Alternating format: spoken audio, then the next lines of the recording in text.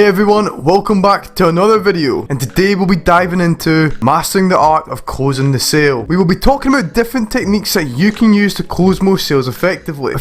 There's two things to note that are very important to understand when thinking about closing customers, and one of them is the close of the sale takes place right at the very start of the interaction and not just at the end. Let's first of all talk about this point, and we'll cover the second one in a few moments. From the moment you meet the customer, you must have control of the sale. When a customer has control and not you, you will ultimately find yourself struggling to dictate what happens and how the conversation goes, which then puts you in a prime position to be told no when you ask for the business. To have control of the sale, a small technique you can apply at the start of the interaction is this. When you shake hands upon greeting the customer, you come in over their hand rather than directly towards it, so that you are palm face down and they are palm facing up. This is a subtle technique, but subconsciously gives you the upper edge right at the start of the interaction. You then must also begin to take the lead of the conversation by asking the questions that build rapport,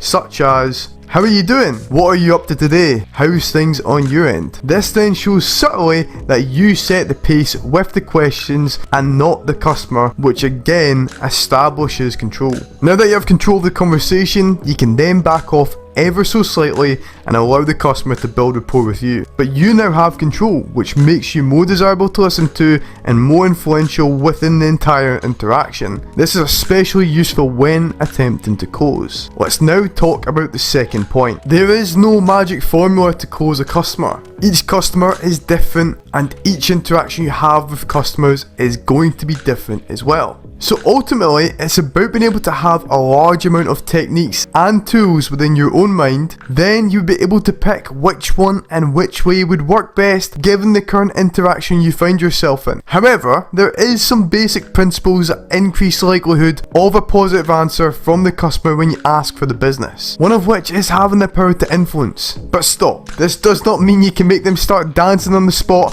and singing upon command. This instead means you can change their decision making because they look at you as an advisor, which is ultimately the way we want a customer to view us. By the way, click up here to watch my video on maximizing customer influence. Another basic principle is being perceived by the customer as a figure of authority. Let's talk about this for a brief second. When you were in school and the headmaster came around your class, everyone would listen to what they say. Well, at least more than a regular teacher anyway. But this was because of the title they hold and the authority that they hold too. Therefore, being perceived as a figure of authority leads to being more listened to more deeply, and your words have more meaning. We want our customers to perceive us as someone who is trustable, has credibility, and what we say holds meaning. If you can master the finer details, then your closing rate will increase. Closing is a make or break moment in sales, and having the correct knowledge and intuition to pick what to say and when to say it is ultimately the deciding factor to selling or being sold to. Let's talk finally about the best technique to apply when closing. After, of course, you've applied the steps we've spoken about up till now. This technique is the assumptive close technique. First of all, the idea of this technique is to make it clear in your own mind that the customer is buying your product already. Even if you haven't talked to them yet, have this perception in your own mind that they are here to buy from you and truly believe this perception. What you then do is, instead of asking the customer if they are willing to buy, you presume they are going to buy. For example, what some people may say is, "What are you thinking, Mr. Customer? Do you need some more time?" But what you should say is, "I'm assuming you're in a good position after our discussion. Well, just get the contract printed off," with a smile on your face. Remember, you don't have to be aggressive with the customer. That's the real art. Be assertive without being aggressive. And if you can pull it out, then congratulations, you're good to go with this technique. Give it some practice and ultimately you will see the benefits. Anyway guys, that is it for this video. Thanks for watching Mastering the Art of Closing the Sale.